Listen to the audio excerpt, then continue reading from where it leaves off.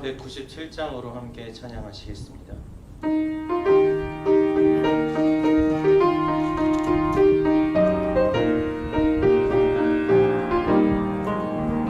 인애가 풍성한 하나님이 믿는 자 한 사람 한 사람 어제도 오늘도 언제든지 편찮고 구원해 주시니 주여 성령의 은사들이 오늘도 내려 주소서. 성령의 뜨거운 불길로서 오늘도 충만케 하소서. 정욕과 죄악에 물든 마음이 성령의 불길로 태우사 정결케 하소서. 태우소서. 깨끗게 하여 주옵소서. 주여 성령의 인사들이 오늘도 내려 주소서. 성령의 뜨거운 불길로서 오늘도 충만케 하소서. 희생의 제물로 돌아가신 어린 양 우리 주 예수여 그 속에 은혜를 내리시사 오늘도 구원해 주소서. 주여 성령의 인사들이 오늘도 내려 주소서. 성령의 뜨거운 불길로서 오늘도 충만케 하소서.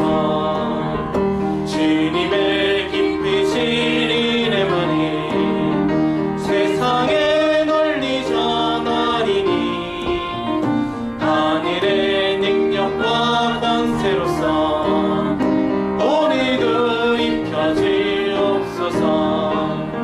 주여 성령의 인사들이 오늘도 내려 주소서.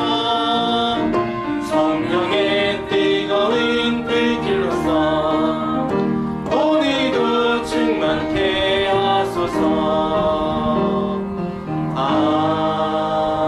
아멘. 620장으로 찬양드립니다.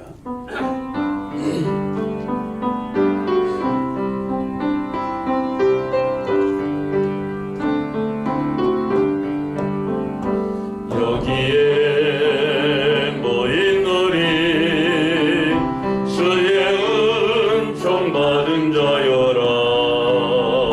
주께서 이 자리에 함께 계심을 아노라. 언제나 주님만을 찬양하며 따라가리니 시험을 당할 때도 함께 계심을 믿노라. 이 믿음도 굳세라.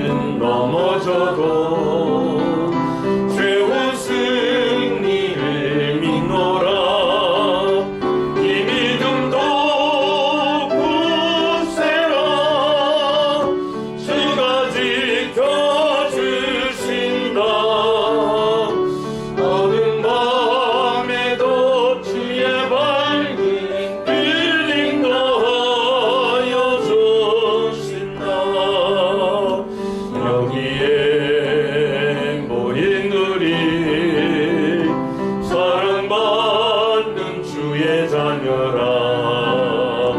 주께서 뜻하신 바 우리 통해 펼치신다. 고통과 슬픔 중에 더욱 주님 의지하오니 어려움 이겨내고 주님도 찬양하라. 자리에서 일어나시겠습니다. 믿음 펄펄세라. 주가 지켜주신다. 어둠 밤에도 주의 밝은 빛 인도하여 주신다.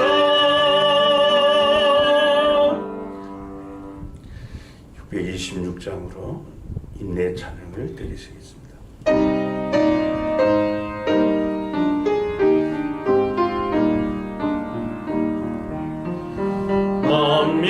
만민들아 다 경배하라. 주여 하나님 경배하라. 만민들아 다 찬양하라. 여호와 하나님 찬양하라. 아멘. 하나님이여 주의 백성 앞에서 앞서 나가사 광야에서 행진하셨을 때에 땅이 진동하며 하늘이 하나님 앞에서 떨어지며 저 시내산도 하나님 곧 이스라엘의 하나님 앞에서 진동하였나이다. 하나님이여 주께서 흡족한 비를 보내사 주의 기업이 곤핍할 때에 주께서 그것을 견고하게 하셨고 주의 회중을 그 가운데에 살게 하셨나이다. 하나님이여 주께서 가난한 자를 위하여 주의 은택을 준비하셨나이다. 주께서 말씀을 주시니 소식을 공포하는 여자들은 큰 무리라. 여러 군대의 왕들이 도망하고 도망하니 집에 있던 여자들도 탈취물을 나누도다. 너희가 양우리에 누울 때에는 그 날개를 은으로 입히고 그 깃을 황금으로 입힌 비둘기 같도다. 하나님은 영이시니 예배하는 자가 영과 진리로 예배할지니라. 아멘. 세세무공토록 우리의 찬양 받으시기에 합당하신 거룩하신 하나님, 지난 일에도 저희들을 지켜주시고 하나님께서 복주어 구별하여 정하신 날 주의 전에 모여 예배로 하나님께 영광 돌리게 하시니 감사합니다. 아름답고 거룩한 것으로 예배하게 하시며 우리의 마음과 목숨과 뜻과 힘을 다해 예배하게 하옵소서. 오늘도 우리 예배 중에 충만하게 임재하여 주시고 영광 나타내 주옵시며 예배하는 모든 성도에게 하나님의 감동과 치유하심과 복을 허락해 주옵소서. 우리에게 하늘의 능력으로 띠띠워 주시는 주 예수 그리스도의 이름으로 기원합니다. 아멘. 찬송가 4장과 29장으로 영광 찬양 드립니다.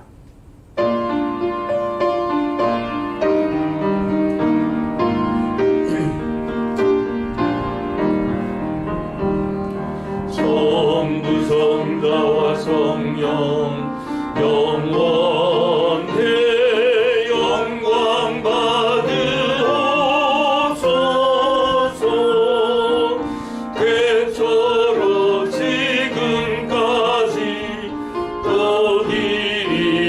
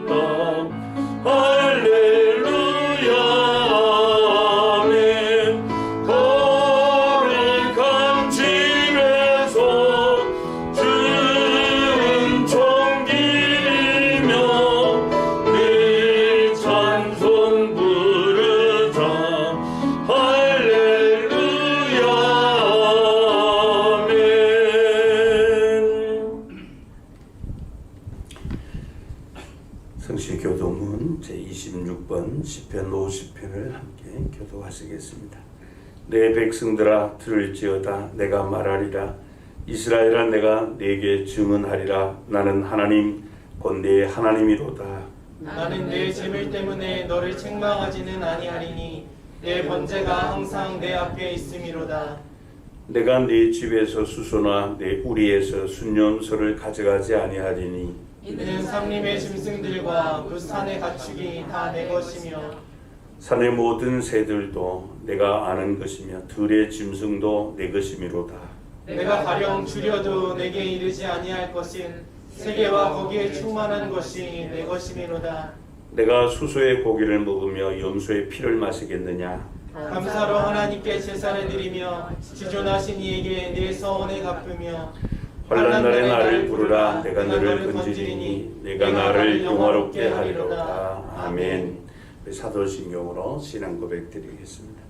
전능하사 천지를 만드신 하나님 아버지를 내가 믿사오며 그 외아들 우리 주 예수 그리스도를 믿사오니 이는 성령으로 잉태하사 동정녀 마리아에게 나시고 본디오 빌라도에게 고난을 받으사 십자가에 못 박혀 죽으시고 장사한 지 사흘 만에 죽은 자 가운데서 다시 살아나시며 하늘에 오르사 전능하신 하나님 우편에 앉아 계시다가 저리로서 산자와 죽은 자를 심판하러 오시리라. 성령을 믿사오며 거룩한 공회와 성도가 서로 교통하는 것과 죄를 사하여 주시는 것과 몸이 다시 사는 것과 영원히 사는 것을 믿사옵나이다. 아멘. 자리에 앉으셔서 찬송 185장으로 찬양됩니다.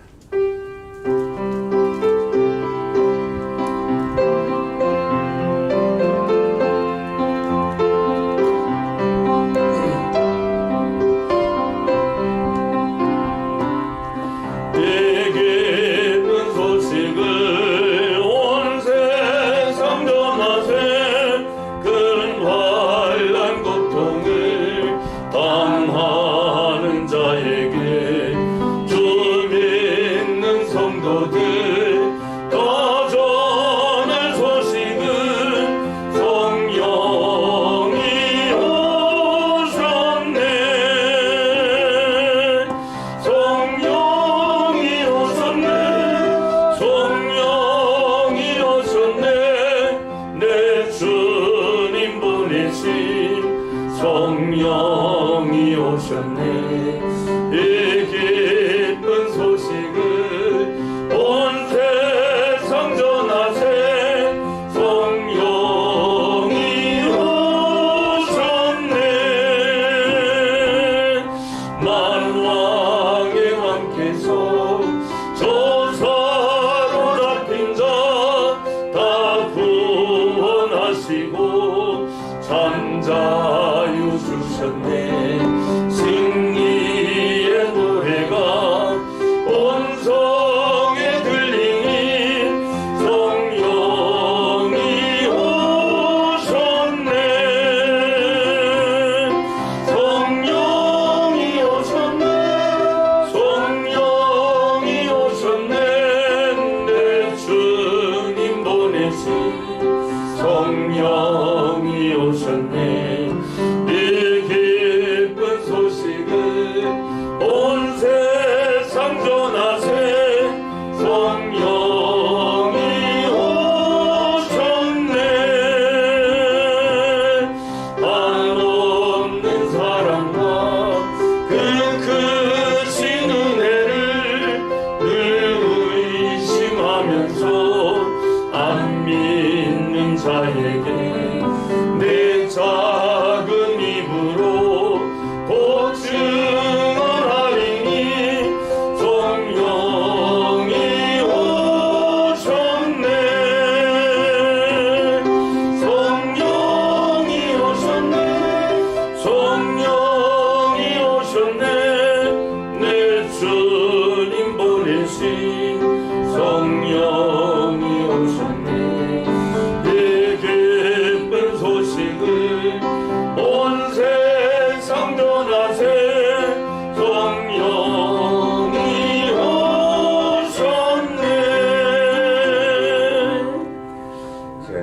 이만호 장로님께서 대표기도 인도해 주시겠습니다.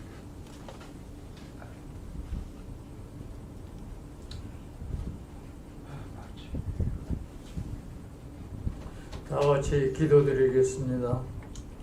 전능하신 하나님 아버지, 6월 마지막 주일입니다. 눈을 들어 사방을 볼 수 있으니 감사하고 숨을 쉴 수 있으니 살아있음을 감사드립니다. 이 예배가 진정과 신령으로 드릴 수 있으니 감사합니다. 저희들은 주님의 자녀로서 지난 한 주간도 저희들의 뜻대로 살았음을 고백하오니 용서하여 주옵소서. 주님, 어렵고 힘들 때입니다. 일상생활이 얼마나 축복인지 깨닫지 못하고 살았습니다. 기도 쉬는 죄를 범치 않게 하여 주옵시고 오직 주님만을 의지하게 하여 주옵소서. 하나님의 말씀을 사모하는 사람들이 오늘 이 예배로 힘을 얻어 기쁨으로 살아갈 수 있게 하여 주옵소서. 매일 성경 읽으며 찬송 끊이지 않게 하옵시고 속사람이 새사람으로 변화받게 하옵소서. 특히 코로나로 인하여 세계가 모두 어려움을 당하고 있사오니 주님 도와주시옵소서. 주님이 간섭하실 때가 아직도입니까? 우리 교회가 부흥되게 하옵시고 현실에 처해 있는 이 나라를, 특히 하나님을 멀리하는 현실을 주여 불쌍히 여겨 주옵소서. 많은 사람들이 근심 걱정하지만 주여 우리는 주님이 계시니까 희망이 있습니다. 주님이 도와주시면 놀라운 일이 시작될 것을 믿습니다. 세우신 목사님 말씀 속에 능력 있게 하시고 말씀 선포하실 때 하늘의 권세와 성령의 능력으로 붙잡아 주옵소서. 병든 자 치료받게 하옵시고 상한 심령 고침받게 하옵소서. 말씀 속에 심령의 부흥 역사가 있게 하옵소서. 마치는 시간까지 하나님께만 영광되게 하옵소서. 끝까지 저희를 사랑하시는 예수 그리스도 이름으로 기도드리옵나이다. 아멘.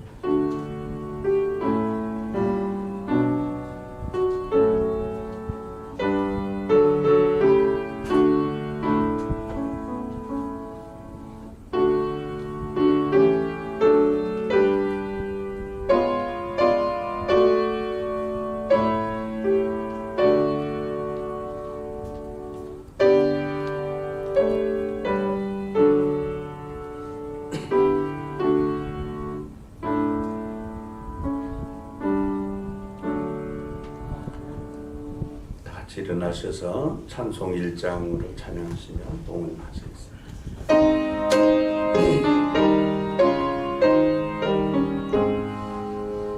만복의 근원 하나님, 온 백성 찬송 드리고 조천사여 찬송하세. 찬송 성부 성자 성령 아멘. 자리에 앉으시겠습니다. 봉헌 기도드립니다. 우리들의 생사와 화복을 주관하시는 만군의 주 여호와 하나님, 우리에게 예수 그리스도로 말미암아 영원한 생명을 허락하여 주시고 또 이 땅에 살아가는 동안 일용할 양식을 주신 은혜와 사랑을 감사합니다. 오늘도 내게 오는 자 공수로 보이지 말라 하신 하나님의 말씀 따라 주의 전에 나오며 예물을 준비하여 봉헌합니다. 물질만의 봉헌으로 끝나는 것이 아니라 우리의 몸과 마음과 정성을 드리는 귀한 헌신이 되기를 소원합니다. 오늘도 하나님의 것을 구별하여 11조 예물 드립니다. 약속 있는 예물 드림처럼 하나님의 약속 가운데 우리의 믿음이 더해지게 하시고 또 여호와 하나님을 우리의 삶의 중심으로 모시고 하나님께서 행하신 일들을 풍성히 경험하게 하옵소서. 먼저 우리 성도님들의 영혼이 잘 되는 믿음의 복을 주시고 범사가 형통하게 하시고 강건하게 하시고 창대케 하여 주옵소서. 그래 늘 하나님을 경외하는 믿음의 사람이요 기업임을 만방에 전파하며 살게 하옵소서. 우리 교회에 주신 하나님의 비전 성취를 위하여 믿음으로 비전 씨앗 헌금과 전도 기여헌금 드립니다. 하나님께서 디자인하신 성경적 교회 세워지는 밑거름 되게 하시고 그 교회를 통하여 하나님 행하시는 일들을 풍성히 경험하게 하옵소서. 하나님께서 우리에게 행하신 일들 돌아보며 감사하는 마음 귀한 예물에 담아 봉헌합니다. 천만 번 감사해도 우리에게 행하시고 베푸신 그 은혜와 사랑을 어찌 다 감당하리오마는 범사에 감사하는 믿음으로 하나님을 영화롭게 하는 귀한 삶을 살게 하옵소서. 생명의 복음을 전하기 위해 선교 현장으로 나가지는 못할지라도 보내는 선교헌금 드립니다. 주께서 연락하여 주시고 우리 교회가 후원하는 미자립 교회들, 선교기관들, 선교사님들의 사역을 위해서 요긴하게 쓰임받게 하옵소서. 그래서 사역의 현장들마다 생명의 복음, 영광의 복음의 광채가 밝히 드러나 어둠의 세력들이 물러가고 날마다 믿는 자의 수가 더해가게 하옵소서. 다윗 왕도 허락받지 못한 하나님의 전을 건축하고자 건축헌금 드립니다. 주는 주의 일을 이 수년 내에 부흥케 하여 주옵소서. 담대한 믿음을 사모하는 성도들이 예배하며 주일헌금 드립니다. 주님을 경외하는 마음이 불가능한 여건에서도 하나님의 능력으로 역전하는 그런 능력의 삶을 살게 하여 주옵소서. 하나님께 늘 풍성히 드리며 사는 성도들, 남에게 구워줄지언정 일평생 구워 쓰지 않도록 베풀고도 남음이 있는 넘치는 감격을 허락하여 주옵소서. 우리 성도들이 경외하는 모든 기업에 복을 주시고 또 우리의 육체를 공격하는 이런 병마를 물리쳐 주시며 어려운 문제 안고 눈물로 기도하는 성도들의 간구를 응답하시고 감사와 기쁨의 찬양으로 하나님께 화답하며 영광 돌리게 하옵소서. 비록 이 땅에 쌓아놓은 분깃 적고 또 없을지라도 하늘 창고에 쌓여있는 우리의 몫을 바라보며 기쁨과 환희의 찬송으로 하나님께 영광 돌리게 하옵소서. 우리가 가진 물질이 하나님의 사랑을 전하는 가교로 쓰이는 기회로 삼게 하여 주시고 또 오늘도 이 예물 사용되는 곳마다 하나님의 영광이 드러나고 하나님의 나라가 세워지게 하옵소서. 오늘도 일에 헌신하는 일꾼들, 예물 관리하는 재정부원들, 주님의 몸된 교회의 세움을 위하여서 하나님이 주신 은사를 따라 섬기는 성도들의 사랑의 수고와 섬김을 기억하시고 울며 씨를 뿌리는 자에게 기쁨으로 단을 거두게 하신다고 하신 하나님의 약속의 말씀을 성취받게 하옵소서. 우리에게 온갖 좋은 은사와 온전한 선물을 주시는 우리 주 예수 그리스도의 이름으로 기도하옵나이다. 아멘.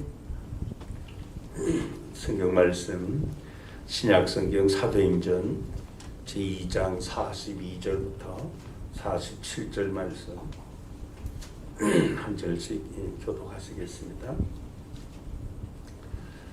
사도행전 제2장 42절부터 47절입니다. 제가 먼저 한 절 읽습니다. 그들이 사도의 가르침을 받아 서로 교제하고 떡을 떼며 오로지 기도하기를 힘쓰니라. 사람마다 두려워하는데 사도들로 말미암아 기사와 표적이 많이 나타나니 믿는 사람이 다 함께 있어 모든 물건을 서로 통용하고 또 재산과 소유를 팔아 각 사람의 필요를 따라 나눠주며 날마다 마음을 같이하여 성전에 모이기를 힘쓰고 집에서 떡을 떼며 기쁨과 순전한 마음으로 음식을 먹고 하나님을 찬미하며 또 온 백성에게 칭송을 받으니 주께서 구원받는 사람을 날마다 더하게 하시니라. 아멘. 잠시 기도드리시고 말씀을 나누도록 하겠습니다.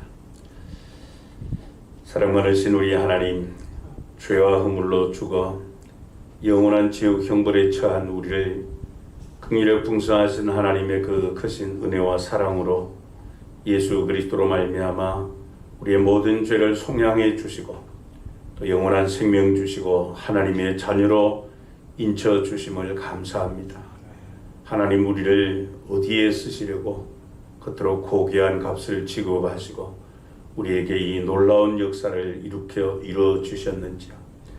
진리의 성령님께서 오늘도 하나님께서 계시해 주신 생명의 말씀 통하여 하나님의 음성을 들려주시고 사도 바울의 말씀을 들을 수 있도록 루디아의 귀를 열어주신 것 같이 우리의 심령의 마음의 눈을 열어주셔서 주의 법에 귀한 것 보게 하시고 또 하나님의 온전하신 뜻을 마음에 깊이 새기고 그 뜻을 따라 살아갈 수 있도록 하나님을 경외하는 믿음을 우리에게 견고하게 세워 주옵소서. 주 예수 그리스도의 이름으로 기도하옵나이다. 아멘. 6월 성령 세움의 달 마지막 주일입니다. 오늘도 성령님에 대한 말씀을 나누고자 합니다. 우리가 아는 대로 순절날에 임한 성령의 강림으로 하나님께서 이 땅에 세우기 원하시는 주님의 교회가 설립되었습니다. 그 교회는 예수님의 사역을 기초로 둔 교회이고요. 또 성령의 사역으로 시작되어 그야말로 성령의 인도하심과 역사하심 가운데 세상이 감당하지 못하는 능력 있는 그런 교회였습니다. 그러므로 이 성령으로 시작된 초대 예루살렘 교회는 오늘날 우리 교회뿐만 아니라 지상에 있는 모든 교회가 배우고 본받아야 될 원형 교회입니다. 어떤 면에서 오늘날 여러분 우리 이 한국 기독교는 사실 이 갱신이 필요한 그런 시대라고 할 수 있습니다. 이와 같은 그 시대에 사도행전에 나타나는 이 교회의 모습, 원형 교회의 모습을 살펴보고 우리 교회의 갱신 모델로 삼고 또 우리 개개인들의 신앙 갱신의 모델로 삼을 수 있기를 바랍니다. 오늘 본문을 위시해서 사도행전에 보면은 초대 예루살렘 교회는 성령의 사역으로 말미암은 몇 가지 특징들이 나타나 있습니다.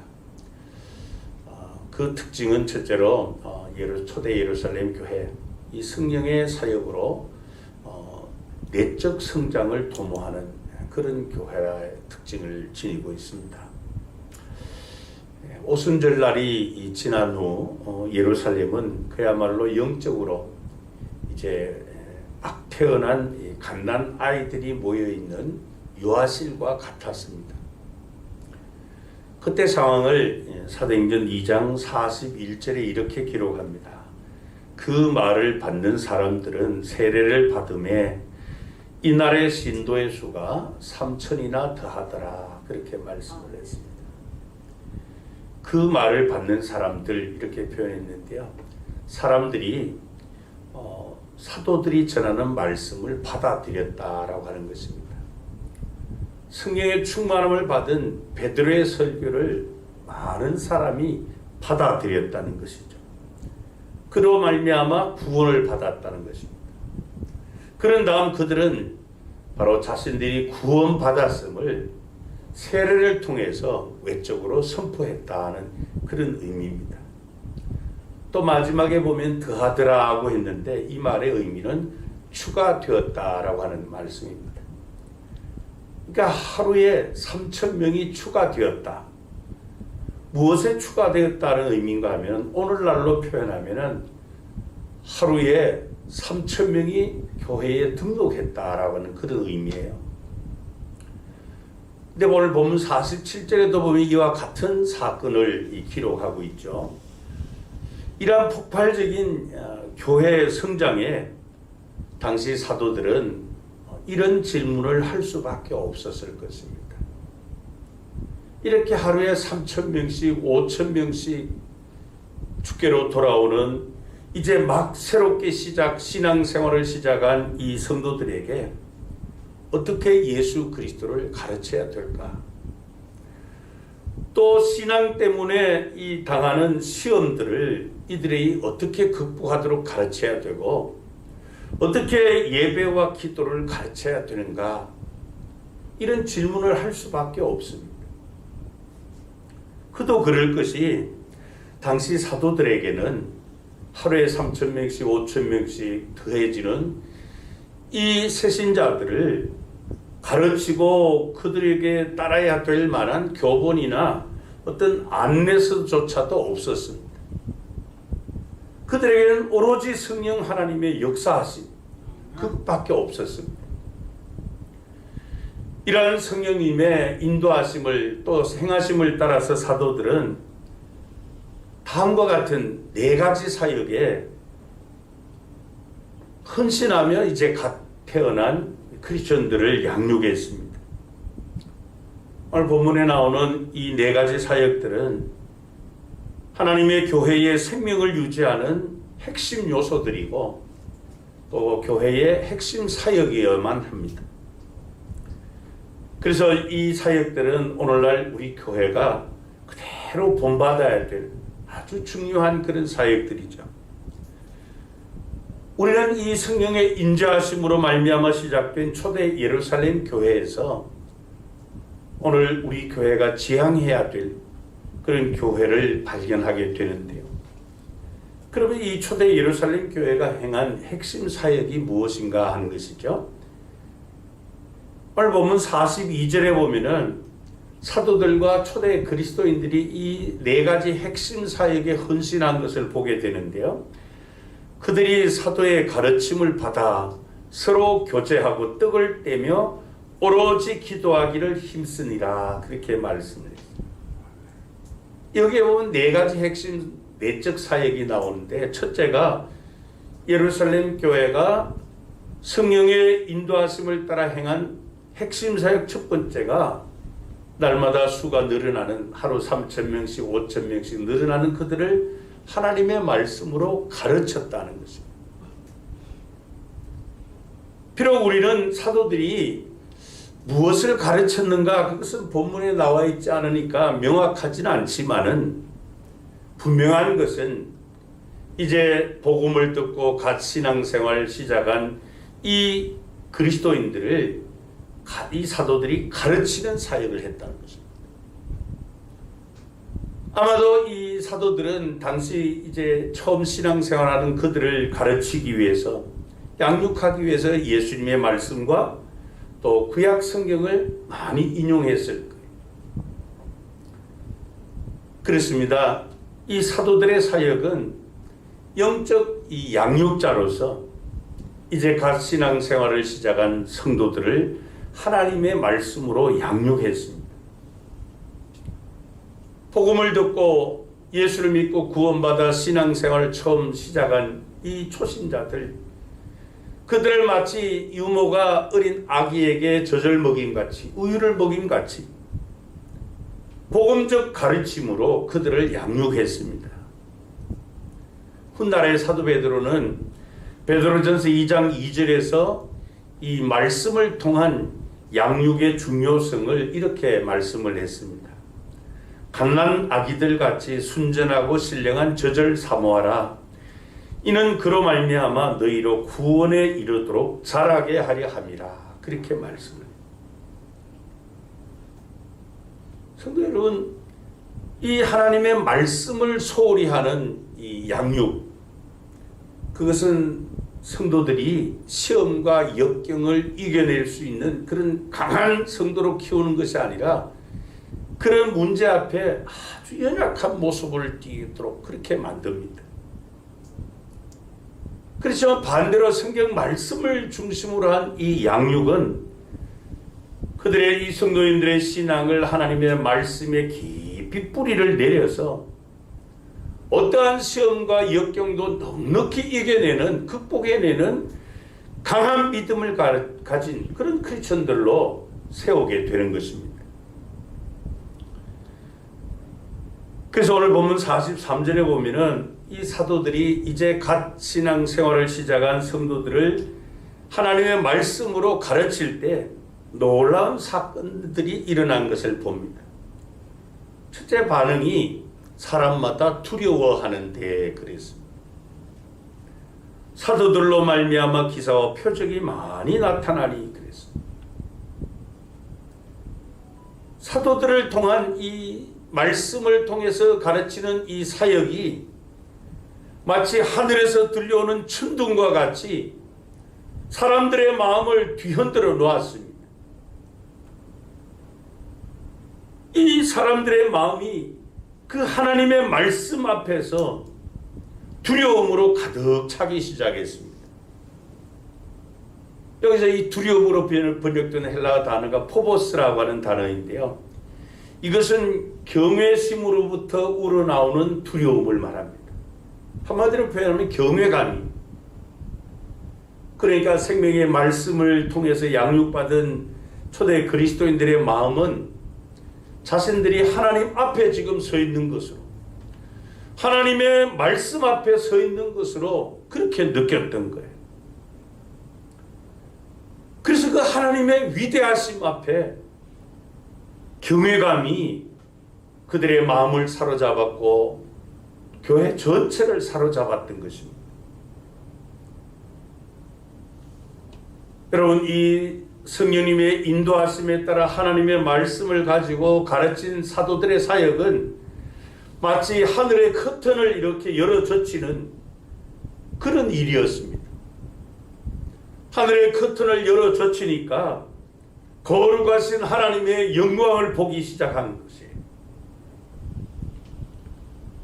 여러분, 이처럼 성령의 인도하심을 따른 말씀의 가르침 사역, 이것에 우리가 전념한다면은 그 말씀 앞에 선 성도들은 마치 하나님의 영광의 보좌를 바라보았던 이사야 선지자가 고백한 그런 고백을 할 수밖에 없어요.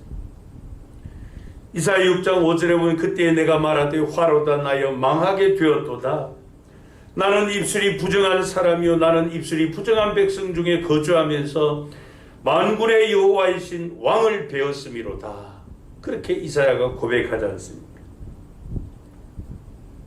이렇게 사도들이 성령의 역사하심을 따라 하나님의 말씀을 가지고 성도들을 가르칠 때 성도들은 하나님에 대한 경외심, 그 두려움만 느꼈을 뿐만 아니라 하나님의 말씀을 통한 기사와 표적도 많이 목격하게 된 것입니다.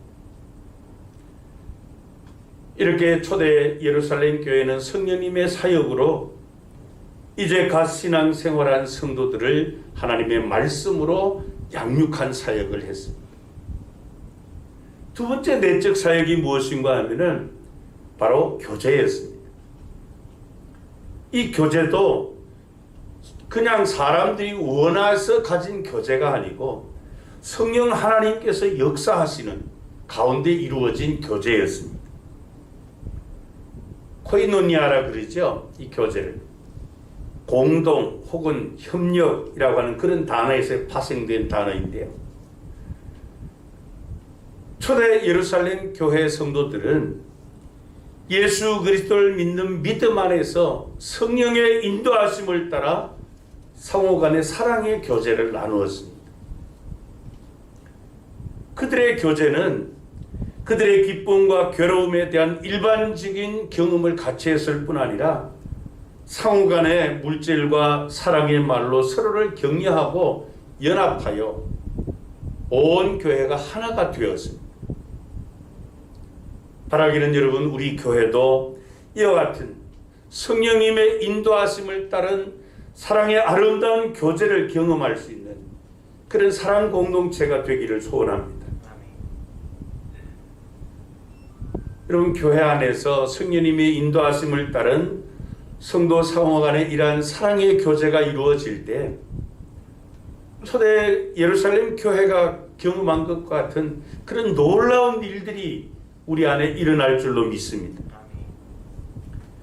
여기 보면 44절 45절에 보면 믿는 사람이 다 함께 있어 모든 물건을 서로 통용하고 또 재산과 소유를 팔아 각 사람의 필요를 따라 나눠주며 그랬습니다.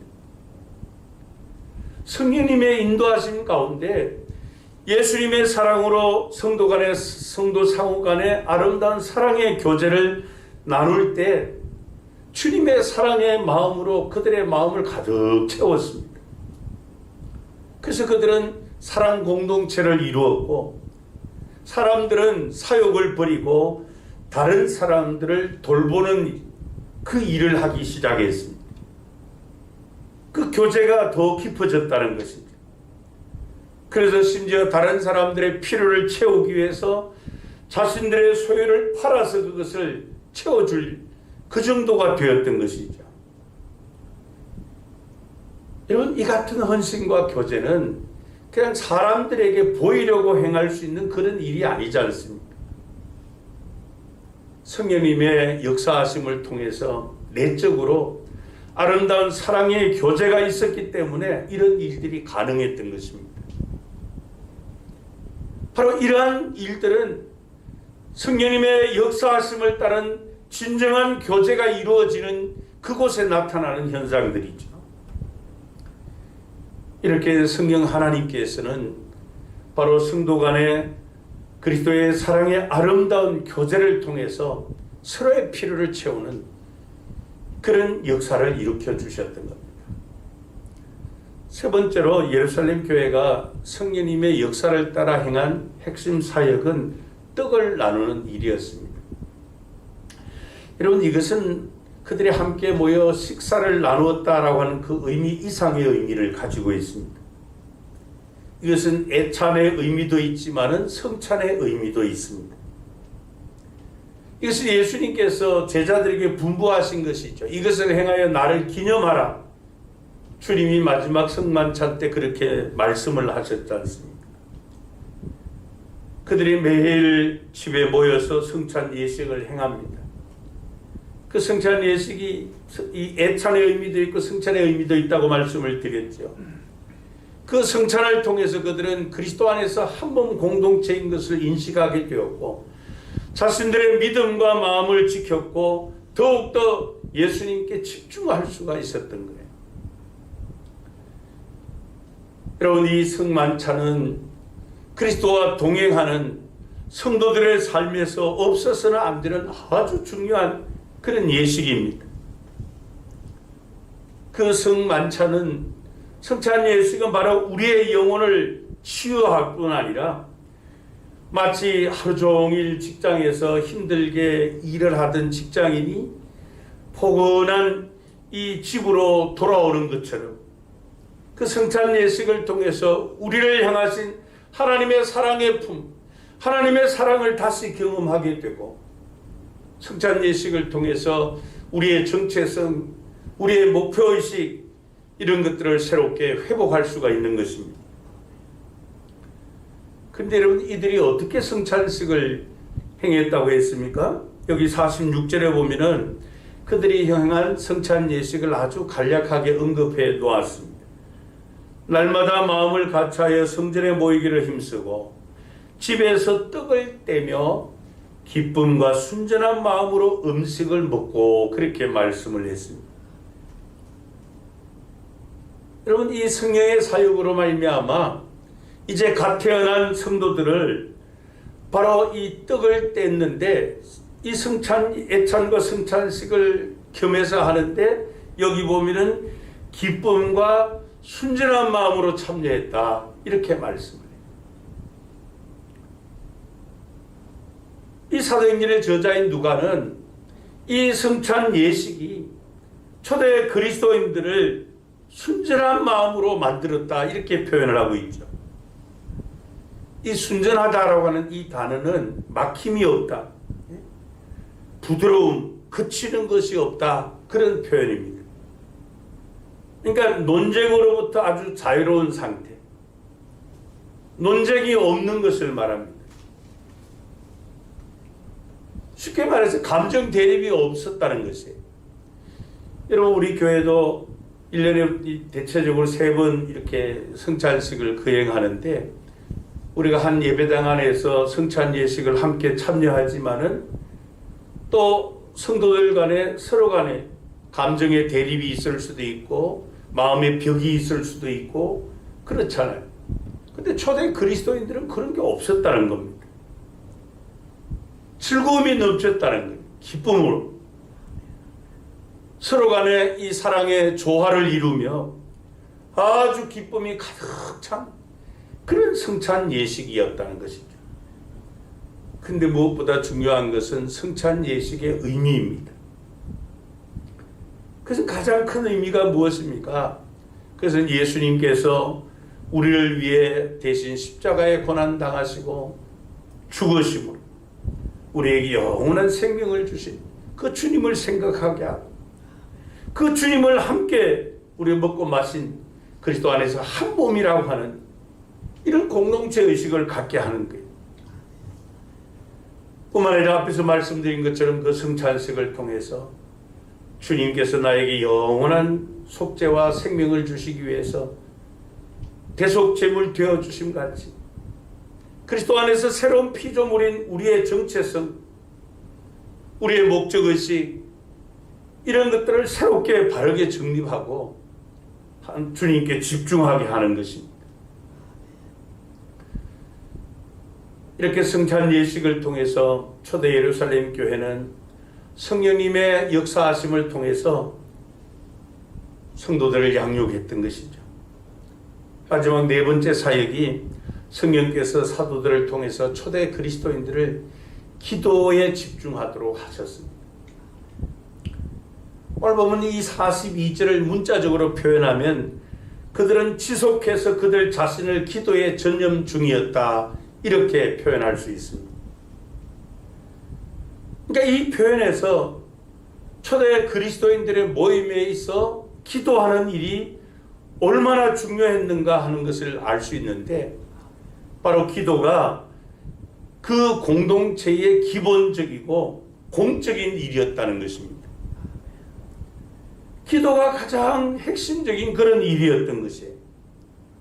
기도를 통해서 그들은 성령 하나님의 사역에 동참하게 되었고 주님을 섬기려고 하는 더 간절한 열망이 그들의 심령을 사로잡았기 때문입니다.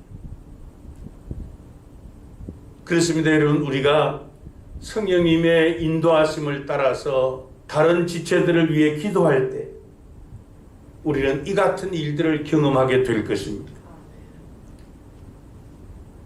성찬을 같이 나누면서도 서로 간의 마음에 벽을 쌓고 관계가 단절된 그런 상태라면은 우리의 심령은 마치 타다움 남은 그런 숫둥이처럼 그런 심령으로 전락되고 맙니다.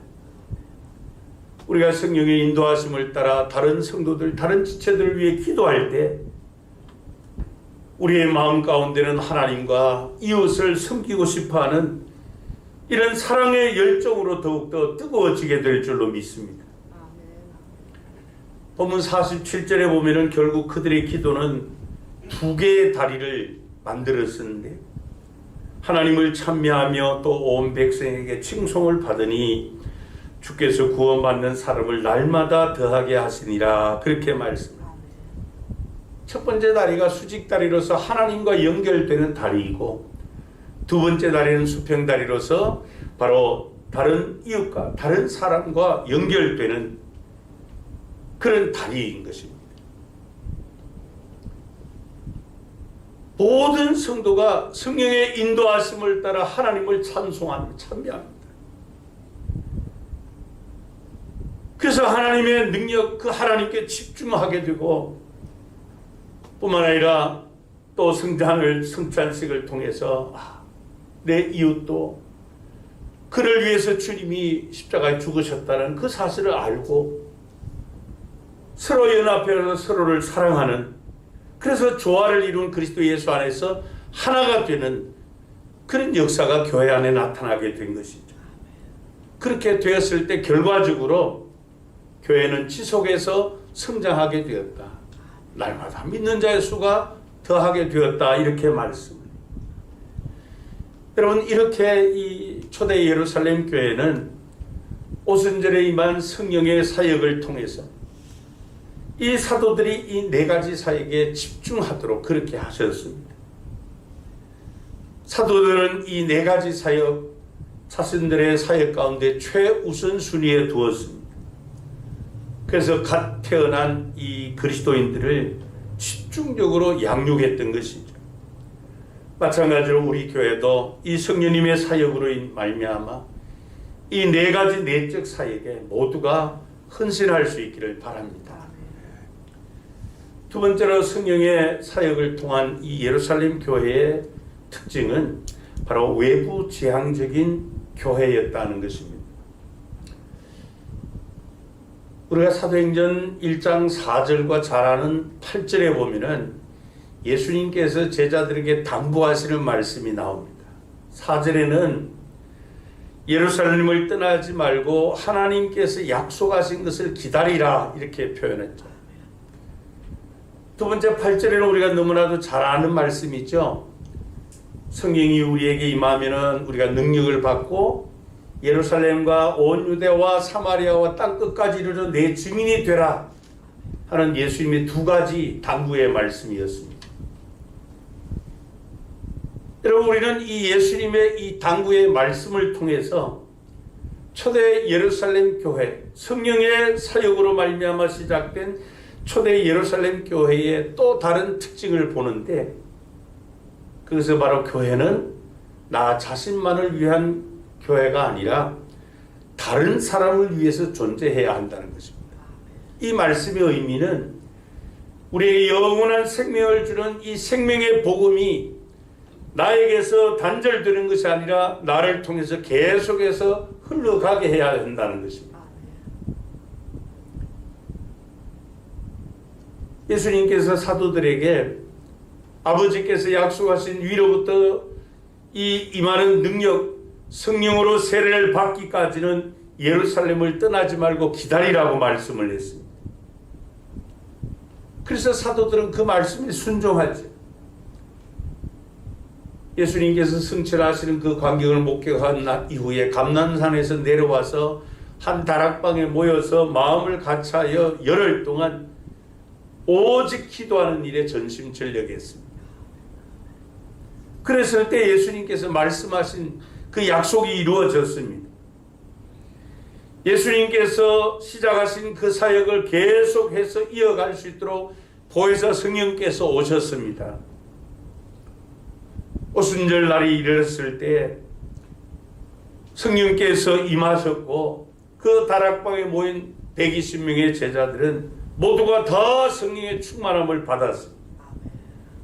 성령의 충만함을 받고 능력을 받으면 가서 내 증인 되라고 하신 주님의 그 명령을 따라서 그들은 나아가 증인의 사명을 감당했습니다.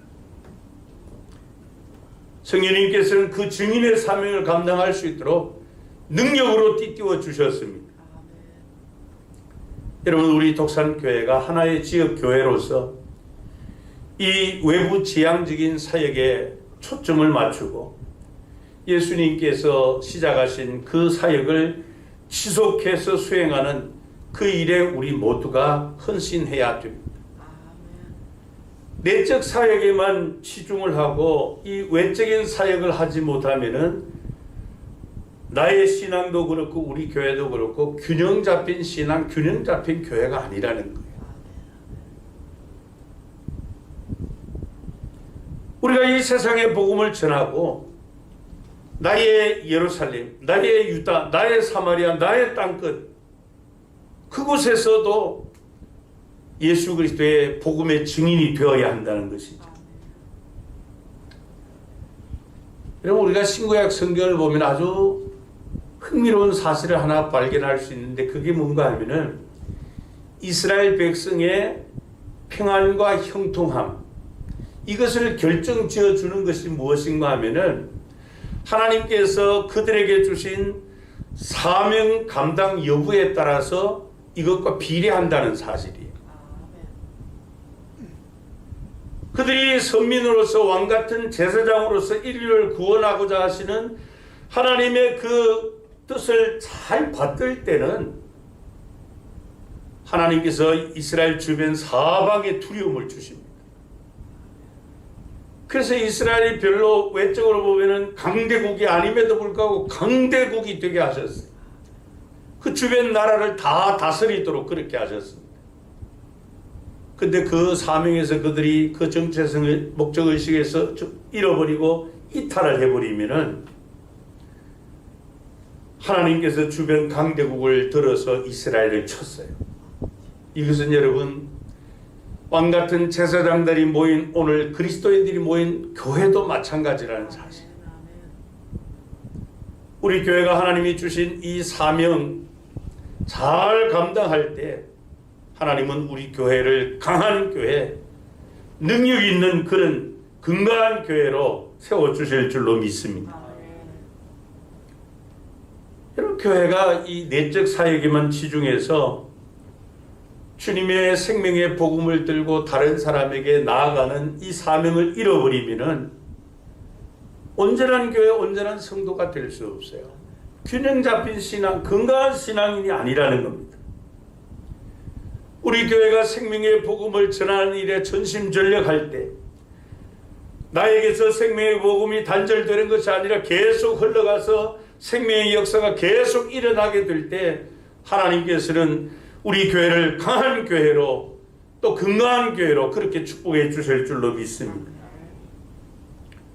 그래서 우리 교회가 하나님께서 주변에 물어있게 하신 그들의 필요를, 거기에 대한 비전을 성령의 역사하심을 따라 서로 공유하고 그 일을 헌신할 때 우리 교회는 생명력이 넘치는 그런 교회가 될 줄로 믿습니다.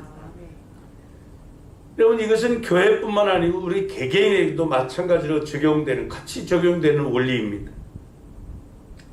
우리의 신앙의 초점을 나의 필요에만 맞춰버리면은 주님께서 하라고 하신 이 사명을 잃어버리게 됩니다.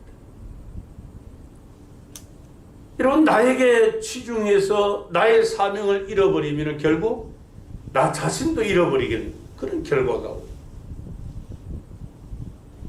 그러나 우리가 주님께서 주신 이 사명, 나의 필요보다 더 중요성을 여기고 거기에 초점을 맞춰 헌신할 때 도리어 하나님은 우리 자신을 발견하게 하시고 하나님께서 우리를 더 강하게 하실 줄로 믿습니다. 예수님께서 승천하신 그 광경을 목격하고 감난산에서 내려온 이 120명의 성도들이 예수님의 말씀처럼 한 다락방에 모여서 한 마음으로 오로지 기도하는 가운데 하나님께서 약속하신 성령을 기다렸습니다. 그리고 열흘 후 성령이 그들에게 임했을 때 성령께서는 그들을 능력으로 띠띠워 주셨고 그들을 예루살렘 거리로 나가게 하셨습니다. 그리고는 그곳에서 예수 그리스도를 증언하도록 증인의 사명을 감당하게 하셨습니다. 그래서 사도행전 5장 42절에 보면은 그들이 날마다 성전에 있든지 집에 있든지 예수는 그리스도라고 가르치기와 전도하기를 쉬지 않았다 그랬습니다. 그렇게 했더니 사도행전 6장 7절에서 어떤 결과가 나타났습니까? 하나님의 말씀이 점점 왕성하여 예루살렘에 있는 제자의 수가 더 심히 많아지고 허다한 제사장의 무리도 이 도에 복종하니라 그렇게 말씀을 했습니다. 여러분, 이게 얼마나 놀라운 부흥의 역사예요. 그런데 안타까운 것은 이 모든 사건이 예루살렘 성 안에서만 이루어졌다는 것입니다. 예수님께서 그들에게 주신 명령이 무엇입니까? 예루살렘만이 아니고 점점 더 확장해가는 온 유대, 사마리아, 땅끝까지 나아가 내 증인이 되라고 말씀을 하셨습니다. 그래서 이 초대 예루살렘 교회가 예루살렘 성 안에서만 이 역사를 이루니 성령님께서는 예루살렘 교회에 핍박을 허락하셔서 그들을 이 온 유대와 사마리아로 흩으셨습니다. 그 핍박의 주동자급인 바울을 통해서 이 생명의 복음이 지중해를 넘어 저 소아시아까지 복음이 전파되도록 그렇게 역사하셨습니다. 사랑하는 성도 여러분, 교회가 내적으로 양육하고 교제하고 승만차를 통해서 우리의 신앙을 새롭게 하고 또한 기도하는 일, 너무 중요한 일입니다. 예루살렘 교회가 내적으로는 이 네 가지 사역에 헌신했습니다.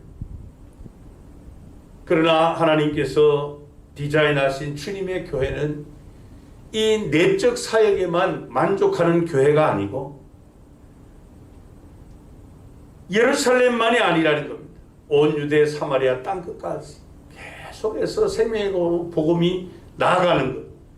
그게 성경적 교회라는 사실.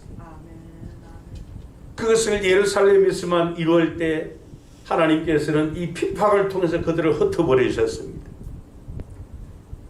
그러므로 우리 교회도 이 내적 사역에 치중할 뿐 아니라 주님께서 주신 명령을 따라 성령의 충만을 통해 능력을 받고 나의 유대, 나의 사마리아, 나의 땅 끝까지 나아가 주 예수 그리스도의 증인으로 살아가시기를 바랍니다. 마지막으로 이 성령으로 시작된 초대 예루살렘 교회는 바로 믿는 대로 믿음대로 행하는 교회였습니다. 우리는 이 초대 예루살렘 교회의 성령의 사역으로 진행하는 이 세 번째 특징을 사도행전 4장에서 볼 수 있는데요. 바로 그것이 행동하는 믿음. 야고보서에서 말씀하는 행하는 믿음이에요. 살아있는 믿음이라는 것이죠. 그들이 생명의 복음을 나아가 증거할 때 그들이 어떤 결과를 초래하든지 간에 그들은 믿음을 가지고 행했다는 것입니다. 사도행전 4장에 보면은 성령에 충만한 이 베드로와 요한이 죽음에서 부활하신 예수님을 전하는 설교를 합니다. 죽음에서 부활하신 예수님, 이 복음을 가장 끌끌어하는 대상들이 누구였는가 하면은 예수님을 십자가에 못 박아 죽인 유대 종교 지도자들이었습니다. 이 일로 말미암아 제사장들과 성전 맡은 자 또 사두개인들로부터 사도들이 도전을 받고 위협을 받습니다. 그래서 결국 옥에 갇히게 됩니다. 그리고는 이 대제사장 안나스와 가야바와 요한과 알렉산더와 대제사장의 문중이 다 모여서 이 옥에 갇힌 사도들을 가운데 세우고 묻습니다. 도대체 너희들이 무슨 권세와 누구의 이름으로 이 나면서부터 안전병이 된 자를 고쳤느냐? 그때 사도행전 4장 10절에 사도 베드로가 이렇게 대답을 합니다. 너희와 모든 이스라엘 백성들은 알라.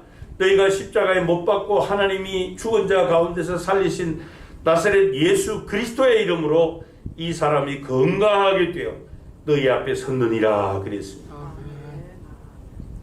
이런 이야기를 듣고 유대 종교 지도자들은 깜짝 놀랐어요. 왜냐하면 이 베드로나 요한이나 할 것 없이 예수님의 제자들은 한결같이 다 평범한 사람들인데 이렇게 이 자신들의 권력 앞에 담대하게 그렇게 선포하는 것을 보고 이상하게 여겼어요. 그리고 그들이 예수님과 함께 했던 것을 시인했고요. 그래서 어쩔 수 없이 이 유대 종교 지도자들은 이 베드로와 요한에게 경고를 합니다. 위협을 가해요. 이제부터 다시는 그 예수 이름으로 말하지도 말고 가르치지도 말아라고.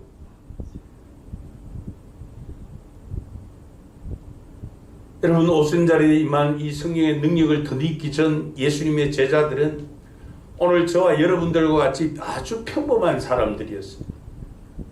그들은 두려움이 많았던 사람들입니다. 소심했던 자들이었습니다. 그러나 오순절에 임한 이 성령의 충만함으로 능력을 덧입고 난 이후 그들은 강하고 담대한 용기 있는 믿음의 사람들로 변화되었습니다. 그래서 가는 곳곳마다 두려움 없이 담대하게 예수 그리스도를 증언하는 증인들이 되었습니다. 이렇게 옥에서 풀려난 베드로와 요한이 그동안 있었던 모든 일을 교회 앞에 다 이야기합니다. 그랬더니 그들이 마음을 갖춰 하나님 앞에 기도하기를 하나님 이들의 위협함을 보시옵고 그런 가운데서도 우리가 담대하게 예수 그리스도를 증거할 수 있도록 해 주십시오. 이렇게 하나님 앞에 기도합니다. 그들은 자신들이 복음을 전하다가 경험하게 되는 그 어떠한 것도 기쁨으로 다 받아들였습니다. 이들의 이 유대 종교 권력자들의 위협이 있을지라도 거기에 위축당하지 않고 담대하게 예수 그리스도의 증인의 삶을 살게 해달라고 기도했을 때 사도행전 4장 31절에 보면은 빌기를 다하며 그랬어요. 그런 기도를 온 교회가 하나님 앞에 드렸더니 모인 곳이 진동하더니 그랬어요. 우리가 다 성령이 충만하여 담대히 하나님의 말씀을 전하니라 그랬습니다. 할렐루야. 성령님께서 그들과 함께 해주셨어요. 이 유대 종교 권력자들 앞에서도, 그들의 위협 앞에서도 굴하지 않고 담대하게 생명의 복음을 전거했던 것이죠. 이처럼 성령님께서 함께 하시고 운행하시는, 역사하신 이 예루살렘 교회는 그들의 믿음대로 행하는 그런 담대한 교회가 되었던 것이죠. 바라기는 우리 교회도 이 복음 전파를 위해서 우리가 어떤 위험에서도 기꺼이 믿음으로 행하는 그런 교회가 되기를 바랍니다. 뿐만 아니라 우리 모든 성도가 초대 예루살렘 교회 성도들처럼 성령의 충만함을 덧입으면서 능력으로 띠띠움 받아 믿음대로 행하는 그런 성도님들 되시기를 축복합니다. 아멘. 기도하시겠습니다. 사랑 많으신 우리 하나님 아버지, 우리는 참 보잘것없는 자들입니다. 아무짝에도 쓸모없는 자들이지만 그러나 하나님께서 독생자 예수 그리스도의 값을 지급하시고 우리를 죄와 사망 가운데서 마귀의 올무에서 불러 구원해 주셨습니다. 하나님 아버지께서 그토록 고귀한 그리스도의 피를 지급하시고 우리에게 영원한 생명을 주심은 하나님의 그 원대한 뜻을 행하는 하나님의 동력자들로 삼아 주시기 위함인 것을 우리가 말씀을 통하여 다시 한번 깨닫습니다. 하나 우리는 하나님의 그 원대한 뜻을 망각한 채 내가 복음으로 예수를 믿고 구원받은 것으로 만족해하며 안주하는 이런 불균형적인 신앙생활을 하면서도 오히려 그것을 우리가 문제로 인식하지 못할 때가 너무나도 많습니다. 오순절에 임한 성령의 충만함을 받은 초대 그리스도인들과 사도들은 예수님이 시작하신 그 사역을 온전히 감당하기 위해서 하루에 3,000명씩 5,000명씩 늘어나는 그들을 생명의 말씀으로 가르치고 하나님의 말씀을 통해서 그들을 또 양육할 뿐 아니라 그들에게 성찬 예식을 통해서 또 사랑의 교제를 통해서 기도하는 일을 통해서 그들의 신앙을 더욱더 돈독하게 했던 것을 봅니다. 하나님 아버지, 우리 교회도 교회의 이 내적 사역에 더욱더 충실하며 우리 모든 성도가 헌신할 수 있도록 은혜를 더하여 주옵소서. 뿐만 아니라 땅 끝까지 이르러 내 증인이 되라고 당부하신 주님의 말씀 통하여서 생명의 복음이 나에게서 우리 교회에서 끝나는 것이 아니라 나를 통하여 우리 교회를 통하여 우리 주변에 또 땅끝까지 계속 흘러나가 예수 그리스도를 믿는 구원받는 자의 수가 날마다 더하는 이러한 외적 사역에도 우리가 전심전력하게 하옵소서. 하나님 아버지, 그 일을 행할 때 여러 가지 어려움이 있고 또 대적하는 대적자들의 위협이 있다 할지라도 거기에 굴하지 않고 성령의 능력을 받아 담대하게 이 사역을 믿음으로 행하는 우리 교회와 모든 성도님들 되게 해 주옵소서. 주 예수 그리스도의 이름으로 기도합나이다. 아멘. 찬송가 192장으로 찬양 드리시겠습니다.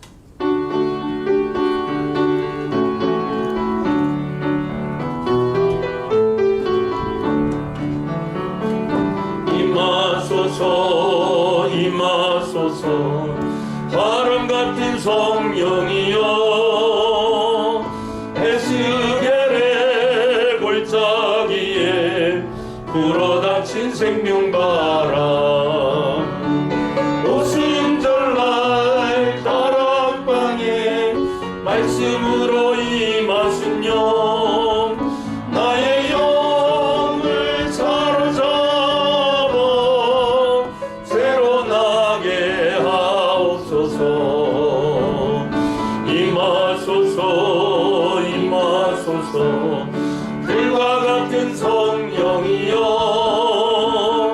불의 열어 임하셔서 진리 알게 하시옵고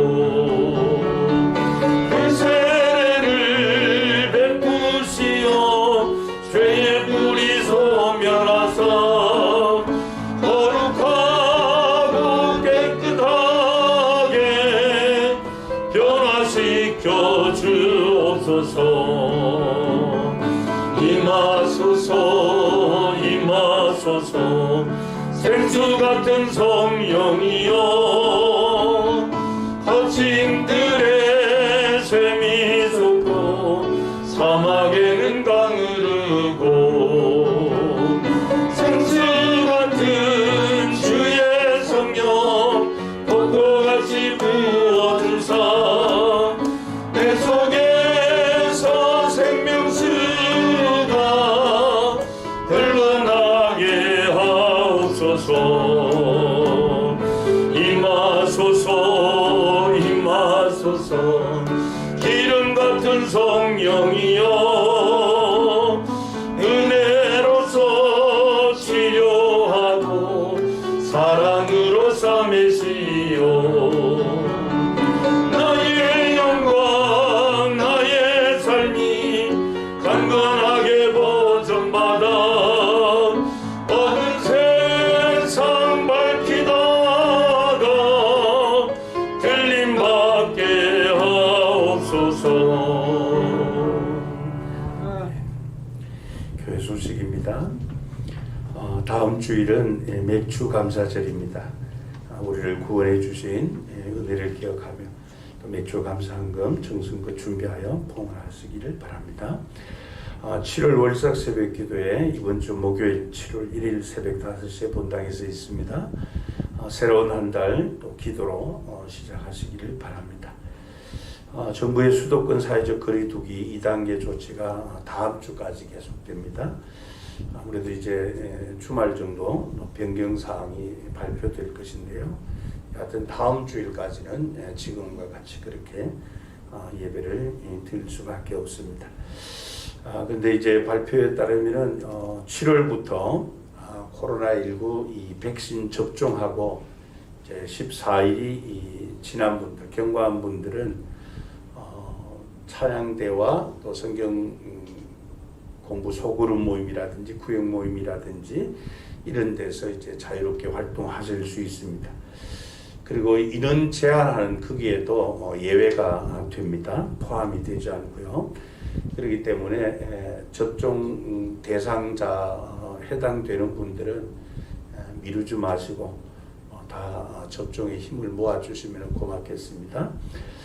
특별히 이 찬양 대원들 중에서 이제 접종을 다 마치고 14일이 지난 분들은 교회로 사무실로 말씀을 좀 해주시면은 인원수가 어느 정도 되면은 주일 찬양 때도 다시 시작을 하도록 그렇게 하겠습니다. 우리 교회가 사용하는 이 교회 교적 프로그램인 이 스테반 정보라고 하는 것을 사용하는데요. 이 스테반 정보가 이 랜섬웨어의 그 공격을 받아가지고 서버가 완전히 다운됐습니다. 그래서 지난 한 주간 이렇게 많이 복구를 해놨는데도 아직 이제 지금 재정 프로그램이든지 또 교적 프로그램 이런 것들 어느 정도가 이제 다 복구가 됐는데 아직도 스마트 요람 이것은 여러분들이 가지고 이제 그 출석 체크하는 그건 아직까지 복구가 덜 되어 있습니다. 일부 교회는 되고 일부 교회는 안 됐다고 하는데 아무래도 이번 주 중에 다 복구는 될 것 같습니다. 그래서 오늘은 부득이 여러분들이 그 수기로 출입 그 명부에 기재를 해주시면 고맙겠고요. 또 지난주에 이제 그 김순아 집사님 장례를 마치고 김월 집사님 가정에서 감사하여 교회 이 떡을 준비했습니다. 여러분 나가실 때 받아가시고 또 이쪽들을 위로해 주시면 고맙겠습니다. 기도하시겠습니다.